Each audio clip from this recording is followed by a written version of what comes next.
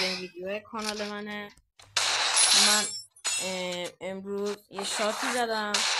اولا که خودتون که میدونید دیگه لایک و سابسکرایب و کامنت یادتون نره.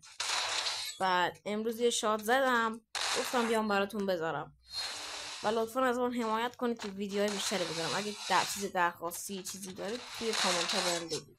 خب برو بریم برای ویدیو. نگاه کنید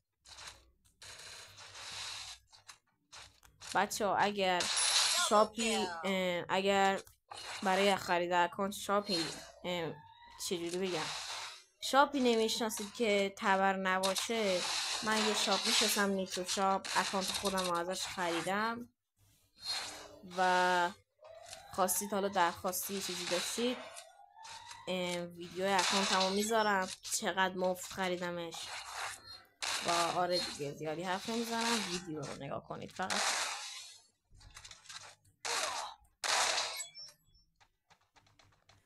این آزمون چقدر خفن بودمشون. خواستم بگم من 5 انگشتیم. 5 انگشتی نیستم، 5 شده بزنم چپمه، ولی از 3 تا انگشت استفاده میکنم. و آره دیگه سنسی دیپیایی سنس گوشیایی چیز خاصی کامنت ها لطفا به من بگید. اینجا خیلی قشنگ دیدم، نگاه میام اینجا یه دونه میزنم پس گلش. و لایک ویدیو رو یادتون نره. تا ویدیو بعدی، خدا نگهدار.